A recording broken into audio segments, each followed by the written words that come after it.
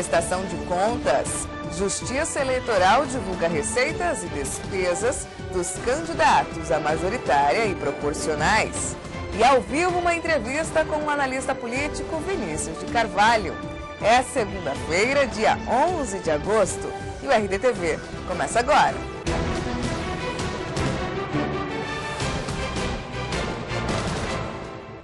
Olá, tudo bem? A Prefeitura de Várzea Grande promete a negativação dos nomes de quem está em débito com o IPTU. O imposto é considerado primordial para o Executivo promover investimentos no município, mas a população contesta que, de fato, os serviços prestados tenham melhorado. O secretário de Receita de Várzea Grande, Luiz Fernando Botelho, afirmou que os cidadãos que estão em atraso com o Imposto Predial e Territorial Urbano, o IPTU, poderão ter os nomes negativados. Nós estamos reunidos aqui com a Controladoria Interna, a Procuradoria Fiscal, no sentido de medidas que estão sendo adotadas para aqueles contribuintes que não pagam os seus tributos, até para que nós possamos fazer justiça com quem paga. Muitas ações estão sendo já adotadas na cidade, com melhoria do asfalto, recapeamento, reforma de escola, muitas coisas boas já estão ocorrendo na cidade. Então nós estamos trazendo agora, já escrevemos em dívida ativa, já estamos protestando e estamos já negativando no Serasa. Em 2013, Várzea Grande arrecadou com o IPTU cerca de 8 milhões de reais. Segundo o secretário de Receita, Luiz Fernando Botelho, o dinheiro foi aplicado em melhorias para a cidade. Entre uma delas, o pronto-socorro. Você já pode perceber, andando nas ruas da cidade, recapeamento, melhoria na iluminação pública, construção de creches, PSFs já estão sendo realizadas. O prefeito está fazendo, com esse pouco recurso, já está fazendo bastante. Mas em visita ao pronto-socorro, por exemplo, a equipe do RDTV encontrou um local com rachadura pelas paredes, ar-condicionado e cadeiras quebradas, fios expostos, bebedouro entupido. No banheiro, vasos sanitários sem condições de uso. Diante da situação, os pacientes parecem não concordar com o secretário sobre as melhorias no local. Tá péssimo, o pronto-socorro tá péssimo. Chega, tem que estar esperando. Com a criança dela ruim no braço aqui. Fazer uma hora que eu tô aqui, para ser atendido por aqui. Até agora não foi atendido. Horrível isso aqui. A Prefeitura garante que vai aumentar os investimentos em 2014.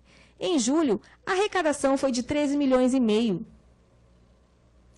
E agora vamos falar de Operação Ararate. O ex-secretário de Estado, Éder Moraes, teve a prisão preventiva revogada por determinação do ministro do Supremo Tribunal Federal, Dias Toffoli, que concedeu habeas corpus ao ex-gestor. No pedido de liberdade, a defesa argumentou que Éder não oferece mais risco às investigações dessa operação. Toffoli também suspendeu a medida restritiva que proibia Éder de conversar com a esposa, Laura Tereza da Costa Dias, porque ambos são réus no processo em andamento na Justiça Federal. Com isso, o ex-secretário pôde retornar para casa assim que deixou o sistema prisional. Mais informações na reportagem de Jacques Gosch, no portal do Grupo RD News.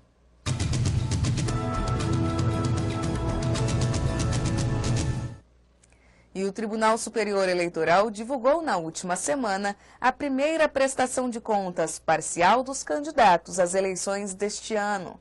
Confira o resultado dos balanços registrados pelos candidatos à majoritária. Apenas 389 dos 450 candidatos entregaram ao Tribunal Regional Eleitoral de Mato Grosso a primeira prestação parcial de contas referente ao pleito deste ano. No documento, os candidatos devem detalhar os recursos gastos e previstos e os doadores e os fornecedores dessa campanha. O candidato ao governo pelo PDT, Pedro Tax, foi o que mais arrecadou e gastou até julho deste ano. De receita, o pedetista conseguiu juntar cerca de 2,5 milhões de reais e desse montante gastou aproximadamente 1,6 milhão. Em seguida, aparece José Riva, do PSD, que conseguiu recolher aproximadamente R$ 175 mil e alegou ter gasto cerca de R$ 169 mil. José Roberto, do PSOL, registrou ter recebido e gasto cerca de R$ 94 mil. Já o petista Lúdio Cabral foi o que menos arrecadou. Ele conseguiu juntar cerca de R$ 67 mil e alega ter gasto aproximadamente R$ 64 mil. O único candidato que não prestou contas foi José Marcondes, o muvuca do PHS. Já entre os candidatos ao Senado, o que mais arrecadou e gastou foi Wellington Fagundes, do PR. O progressista registrou cerca de R$ 840 mil de receita e de gastos cerca de aproximadamente 730 mil. Em seguida vem Jaime Campos, do Democratas. Mesmo desistindo da candidatura, ele conseguiu juntar R$ 320 mil. Já Gilberto Lopes, filho do PSOL, arrecadou e gastou cerca de R$ 84 mil. Logo após aparece Rui Prado, do PSD, que teve sua receita de R$ 32 mil e alega ter gasto aproximadamente R$ 46 mil. Por último, está Juca do Guaraná, do PT do B, que arrecadou e gastou cerca de R$ 2.150. Os candidatos Amoredo Dias, do PHS, e Rogério Salles, do PSDB, não prestaram contas. O coordenador de controle interno e auditoria do TRE de Mato Grosso, Daniel Taurines, explica quais são os prejuízos para os partidos, coligações ou candidatos diante da não prestação do balanço. Ele não entregando a prestação de conta no prazo, ele estará impedido de receber recursos do fundo partidário. Será notificado para apresentar no prazo de 72 horas o seu dirigente. E será dado prosseguimento ao processo de prestação de contas. E as prestações de contas não param por aí. A segunda etapa deve ser enviada entre os dias 28 de agosto e 2 de setembro à Justiça Eleitoral. Já os balanços finais deverão ser encaminhados até 30 dias depois da realização das eleições. Todos os documentos devem ser assinados por um profissional de contabilidade. Quem quiser consultar os balanços de outros candidatos pode acessar o site do Tribunal Superior Eleitoral no endereço tse.jus.br. E saiu a terceira rodada da pesquisa do Instituto Marc, feita em parceria com o portal RD News, onde mostra o candidato ao governo, Pedro Táxi, do PDT, com 29,5% nas intenções de voto. Lúdio Cabral, do PT, se mantém em segundo lugar, com 20,2%. José Riva, do PSD, também continua em terceiro, na casa dos 16 pontos. Os indecisos na estimulada somam quase 25%. Já José Roberto, do PSOL, registra 2,5%, enquanto José Marcondes, o muvuca do PHS, está com 0,4%. Foram entrevistados 1.183 eleitores de 78 municípios entre os dias 6 e 10 de agosto. A margem de erro é de 3 pontos percentuais para mais ou para menos. Mais informações em reportagens de Romilson Dourado, do portal do Grupo RD News, inclusive com o cenário para a eleição ao Senado. Confira agora a agenda dos candidatos ao governo de Mato Grosso para esta segunda-feira, dia 11 de agosto. Pedro Táxi, do PDT, pela manhã participa de entrevista, gravação e realiza visitas. À tarde se reúne com o sindicato, associação e com coordenadores e apoiadores de candidatos da coligação. Lúdio Cabral, do PT, pela manhã está em Rondonópolis, onde concede entrevista, e à noite se reúne com apoiadores de candidato a deputado estadual e federal em Cuiabá.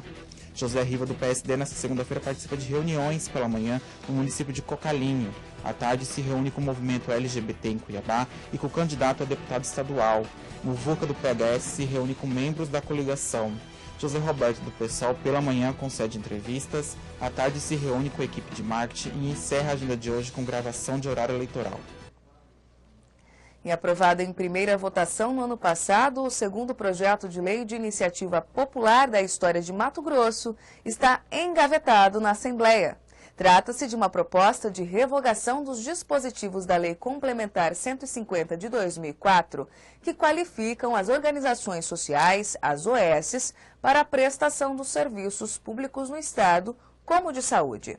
Ainda em 2012, sindicatos dos servidores estaduais que se posicionam contrários à administração de órgãos públicos por esta modalidade de entidade da iniciativa privada se mobilizaram e conseguiram cerca de 37 mil assinaturas para o projeto de lei de iniciativa popular. O número é superior ao exigido pela legislação nesses casos, que é de 22 mil, que representa 1% do eleitorado mato-grossense. o portal do Grupo RD News traz reportagens especiais com os 3 principais candidatos ao governo sobre esse assunto. Acesse agora mesmo o endereço rdnews.com.br. E o ex-deputado federal Carlos Abicalil, do PT, retorna ao cenário eleitoral de Mato Grosso. O petista é o responsável pela coordenação de campanha da presidente Dilma Rousseff no estado.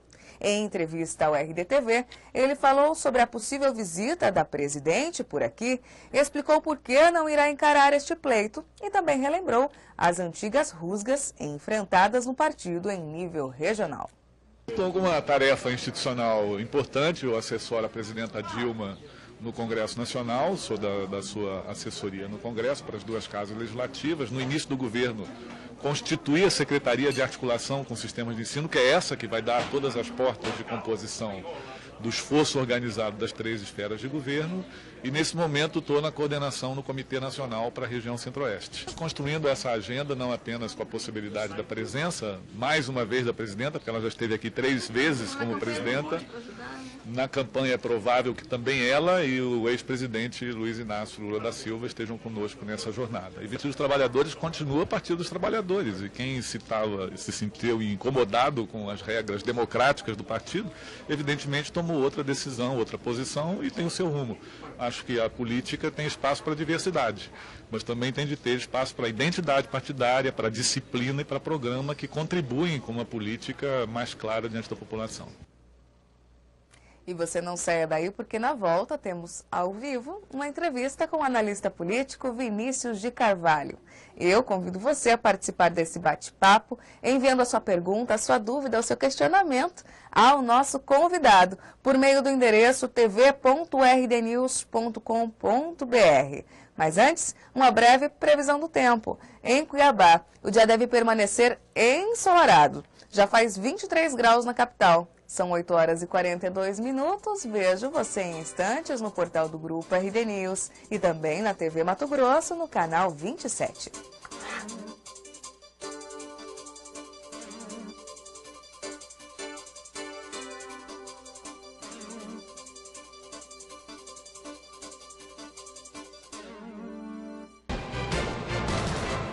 A Prefeitura de Cuiabá está trabalhando a todo vapor no projeto Novos Caminhos, o maior programa de asfalto da história da capital. É benefício para a nossa saúde, é qualidade de vida. Já são mais de 30 bairros recebendo asfalto de alta qualidade. A gente pode observar que agora eles estão caprichando, não é mais uma casquinha de ovo. Até 2016 serão 300 quilômetros de asfalto novo e 500 quilômetros de recapeamento. Prefeitura de Cuiabá, junto com o cidadão.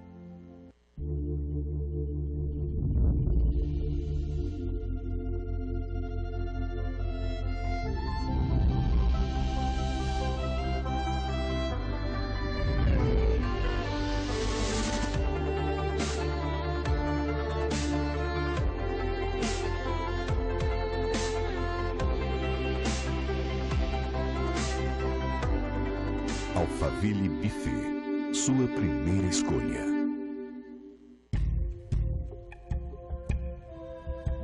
Você sabe onde seu filho pode brincar. Ele não. Evite os acidentes domésticos. Uma campanha Unimed Cuiabá. No mundo atual, a velocidade da notícia anda no tempo do próprio acontecimento. E você analisa, opina, busca, atualiza, onde quer que você esteja. A notícia tem que estar na sua tela, na palma da sua mão e onde você quiser. Um site de notícias só é completo quando você pode compartilhar, assistir e participar dos acontecimentos. RD News, RDTV e blog do Romilson. Jornalismo político e interativo. Leia, assista e opine. A Prefeitura de Cuiabá está trabalhando a todo vapor no projeto Novos Caminhos, o maior programa de asfalto da história da capital. Eu já moro aqui há 20 anos e nunca foi feito um trabalho desse aqui. Já são mais de 30 bairros recebendo asfalto de alta qualidade. E é um asfalto muito bom, não é aquela casquinha de ovo que nem se diz, não. Até 2016 serão 300 quilômetros de asfalto novo e 500 quilômetros de recapeamento. Prefeitura de Cuiabá, junto com o cidadão. De volta com a RDTV e ao lado do analista político Vinícius de Carvalho para discutirmos os últimos desdobramentos da política mato-grossense. Lembrando que você pode colaborar com esse bate-papo enviando a sua pergunta, a sua dúvida, o seu questionamento por meio do chat no endereço tv.rdnews.com.br. Enquanto eu aguardo a sua participação, vamos ao nosso bate-papo. Bom dia, Vinícius. Obrigada mais uma vez pela presença na RDTV. Bom dia, Thalita. Bom dia aos colegas aqui do estúdio e aqui os espectadores do RDTV. Muitos acontecimentos nas últimas semanas ligadas às eleições, né, Vinícius? Vou começar pelo Senado para depois a gente chegar ao governo. Tudo bem. Senado, tivemos a desistência de Jaime Campos há cerca de 2, 3 semanas. Os reflexos disso, gostaria que você comentasse para a candidatura do Pedro Taques. Fragiliza bastante, né? Embora ele tenha negado, não muda nada, é só uma pequena mudança de tática, né? Quer dizer, isso é perigoso, porque já que não muda nada, por que ele estava candidato então, né? Mas fragiliza, porque o senador Jaime daria a interiorização, né? Que o Pedro precisa bastante. Embora estivesse pesando muito, me parece que em pesquisas qualitativas isso apareceu, o fato de ele ser ligado a uma família super tradicional aqui no estado, e o Pedro está vindo com um discurso do novo, né? De renovação, então isso estaria pegando. Mas fragilizou bastante e essa renúncia, esse período até escolherem um outro nome, né, que acabou sendo o Rogério Salles, sangrou muito a candidatura do Pedro, né? Ficou uma coisa, revelou as vísceras, o Otaviano Pivetta discutindo em público, o próprio Percival também, a Luciane Bezerra, quer dizer, acabou revelando as vísceras da campanha do Pedro e não foi bom, né? E a própria debandada de alguns candidatos a deputado e outros prefeitos, outras lideranças partidárias no interior do estado para a candidatura do Riva. Isso também pode ter fragilizado a candidatura do Taques? Com certeza. Eu costumo dizer que nós estamos vivendo uma convenção pós-convenção, né? Estão acontecendo após as convenções, novas convenções dessa desistência de candidatos ou apoios, né, a outros candidatos majoritários. Que era natural. O Riva entrou já no finalzinho, já na última hora, né? Então a estratégia dele é da guerra relâmpago, né? De vir muito forte. Até porque ele vai tentar trabalhar o primeiro turno, né? Porque o nível de rejeição dele é muito alto, como as pesquisas medem, então a tendência dele é querer trabalhar. Todo candidato trabalha com o primeiro turno, mas ele deve trabalhar de forma mais enfática. Lúdio, teve algum respingo na candidatura de Lúdio com a desistência do Jaime? Não, porque é curioso, hoje você estava até comentando isso, né? Alguns esperavam que, agora é do Wellington, tranquilo e tal. E o Wellington não pontuou. Pega a pesquisa Marco Freitas, ainda com o Jaime, a última, que foi no dia 11 de julho, o Wellington estava na casa dos seus 27%, 28%. Agora está com 32%, 33%. Ele subiu pouco, o Rogério Salles está ali com seus 13%, 14%, e o indeciso subiu. Quer dizer, esse eleitor que estava, a princípio, apoiando o Jaime, ele está ainda esperando, se posicionando. Ainda não, quer dizer, esperava-se que o Jaime ou o Rui Prado, né, que havia o comentário de que o Jaime apoiaria o Rui Prado por trás, né, um ou outro herdasse esse eleitor que estava apoiando o Jaime, né, mas por enquanto não. O Wellington pegou um pouquinho, o Rogério pegou um pouquinho desse eleitor, mas boa parte dele ainda está indeciso. Depois de cerca de uma semana da desistência de Jaime Campos ao Senado, tivemos a homologação, o lançamento da candidatura do Rogério Salles, que é vice-prefeito de Rondonópolis, ex-governador do estado, tem aí um histórico no executivo. E agora, e já foi candidato também ao legislativo, ao Senado, se eu não me engano, em 2006. E deputado federal em 2010. Em 2010. Supre essa lacuna deixada pelo Jaime Campos? Não tem o mesmo peso político, né? Que é aquela história, se tivesse o mesmo peso, teria sido a primeira opção. Isso é bem notório. É um quadro qualificado, mas nunca ganhou uma eleição como cabeça de chapa, né? Importante. Ganhou como vice-prefeito do Bezerra lá em Rondonópolis, agora vice do Percival, vice do Dante. As duas para o Legislativo ele foi derrotado, né? Senado e deputado federal. Sempre saindo em segundo, né? Sempre vice, sempre em segundo lugar. Então, não é um nome de tanto peso. Ele acabou sendo escolhido porque não tinha nada a perder, né? Porque cogitou-se muito o Nilson Leitão, né? Mas o Nilson está com uma campanha já muito bem montada para deputado federal, né? Para reeleição, deputado federal. Para reeleição. E lá eles têm a expectativa de eleger tem uns 3 ou 4 disputando 2, no máximo 3 vagas, né? Que é o Nilson Leitão, o Fábio Garcia, o Ezequiel Fonseca, né, que estão disputando essas vagas na coligação lá do Pedro Taques, né, que para a federal eles fizeram um chapão, né, todos os partidos numa coligação só para proporcional. E como o Rogério é vice-prefeito de Rondonópolis, se ele perder, ele volta para a vice-prefeitura, ele não precisa renunciar, então acho que o nome dele, a escolha do nome dele foi muito em função disso, e o fato de ter sua base em Rondonópolis, né, por causa aí quebraria o Wellington Fagundes, de certa forma, dividiria os votos do Wellington Fagundes. Que é o terceiro maior colégio eleitoral do estado, é o terceiro maior colégio, 120, 130 mil eleitores, né, e também ele tem muita interlocução com o agronegócio, né, o Rogério, ele quebra o Rui Prado, né, de uma certa forma. Então, acho que esses fatores pesaram muito. E ser do PSDB, né, porque o PSDB estava muito solto, né, Tinha só a primeira suplência com o Maluf, né. O PSDB como partido está muito centrado no Nilson Leitão e também no Aécio, né? Na campanha presidencial do senador Aécio Neves. Está meio solto desse projeto do Perutax. É uma alternativa para resgatar o PSDB também? Para aproximar mais, né? Para ele ficar mais encaixado aí na chapa. Né? Além das candidaturas ao Senado, vamos ao governo. Semana passada, na quinta-feira, o Tribunal Regional Eleitoral de Mato Grosso indeferiu o registro de candidatura de José Riva do PSD por unanimidade. Quais são os reflexos que a gente tem disso para essas eleições? Olha, eu tenho dito o seguinte, quem quiser ganhar do Riva vai ter que ganhar na urna. Não tem jeito, ele vai disputar essa eleição. Porque ele vai recorrer para o TSE, já deve ter recorrido, né? E mesmo se ele ganhasse, ou o Ministério Público ou uma coligação adversária recorreria, quer dizer, não pararia aqui no TRE. Né? Se ele perder STJ, Superior Tribunal de Justiça, e depois STF, Supremo Tribunal Federal. Até julgar leva 2, 3 anos. Então ele disputa essa eleição, subjúdice, tranquilamente, eu não vejo. Agora, os adversários, especialmente o Perutax, vai tentar explorar muito isso. Por quê? Porque Lúdio e Riva têm um pacto de não agressão. Porque eles são da base do governo do Estado e da base do federal. Né? São duas formas de atacar o Perutax. O Lúdio pelo interior, o Riva pelo interior muito forte, e o Lúdio aqui por Cuiabá. Né? Então, o Perutax em geral vai explorar um candidato subjúdice, eleitor, você não sabe se o seu voto vai valer mesmo ou não. Tal.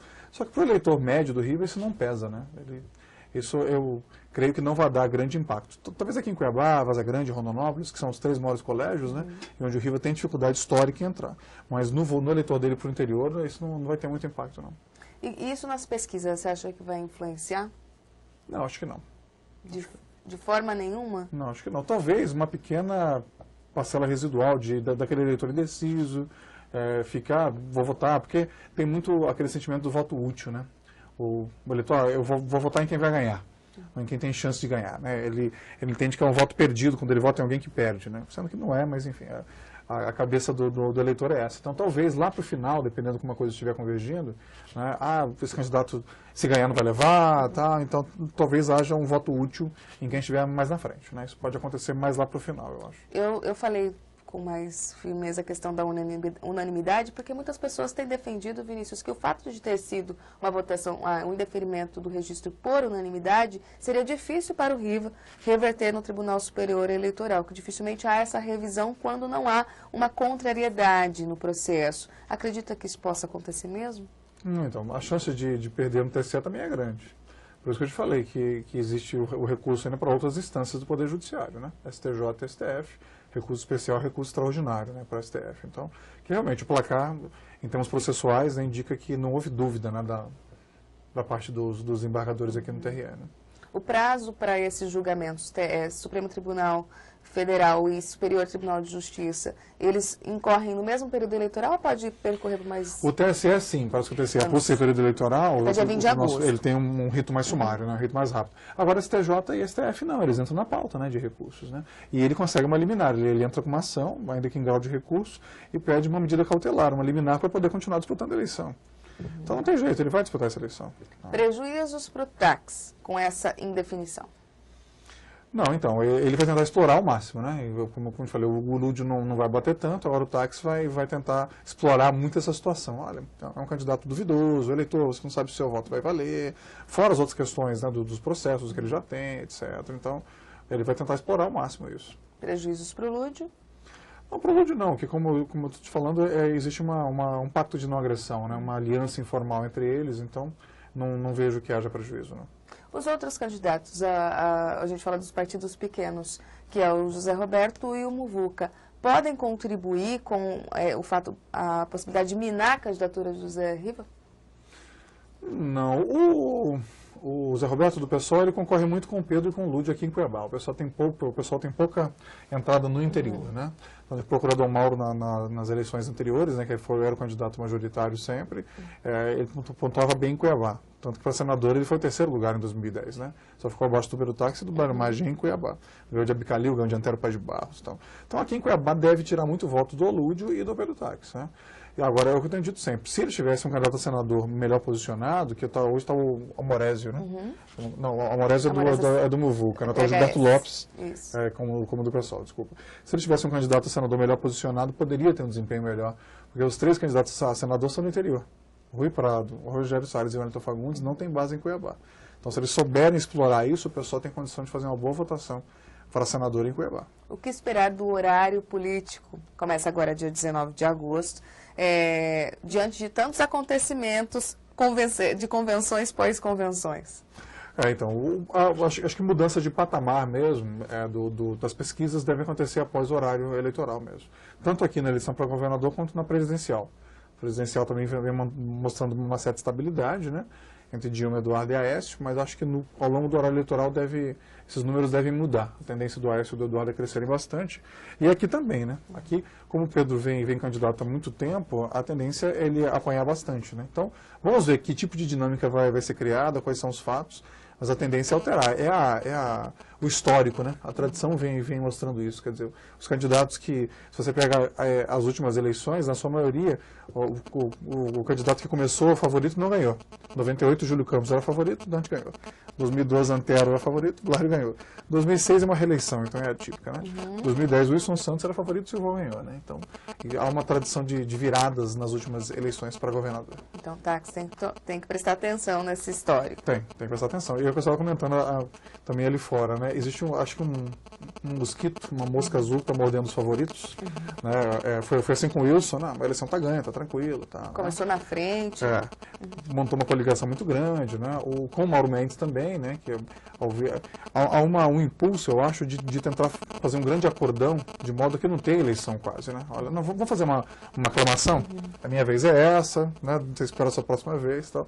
E isso acaba subestimando a disposição do adversário de participar do processo, né?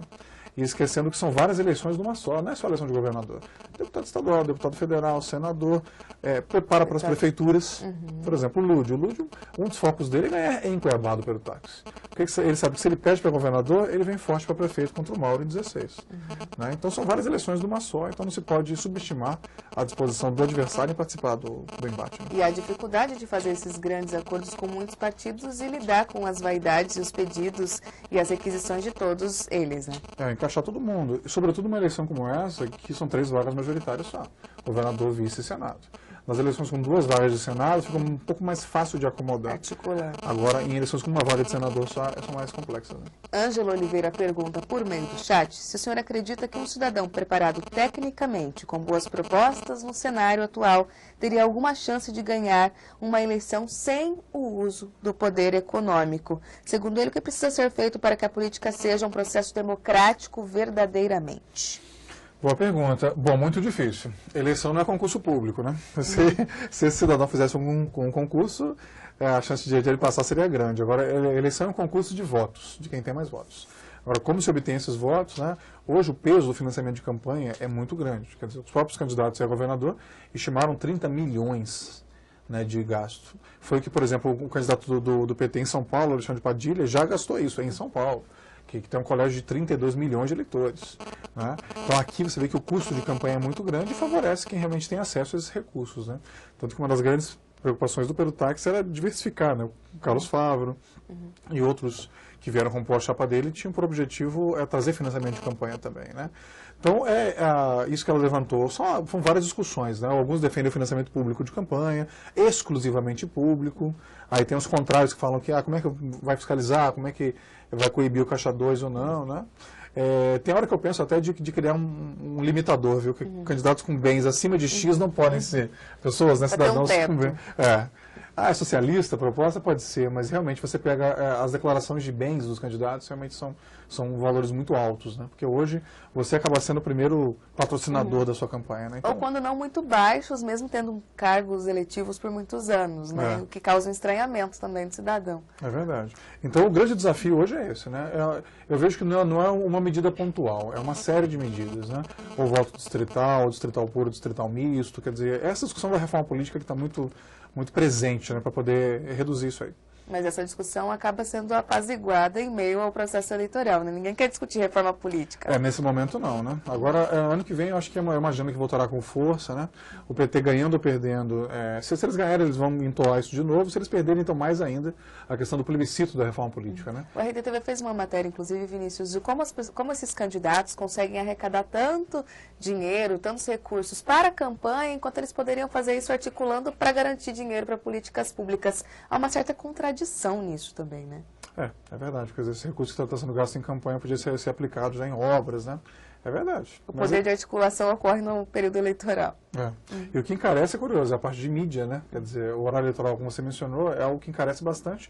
E essas contratações, né? Que até a mini-reforma eleitoral aprovada ano passado já reduziu as tais contratações, né? Que são cabos eleitorais disfarçados, né? Eu te contrato para trabalhar comigo, mas você traz seu voto da sua família e tal. Antes isso era ilimitado, agora a reforma eleitoral reduziu, né? No entanto, ela só vai vigorar para 2016, ela não cumpriu a anterioridade. Né? Para essa eleição ainda não vale. Dando continuidade ao nosso bate-papo a respeito das eleições, temos um fator novo desse final de semana, que é a soltura do Éder.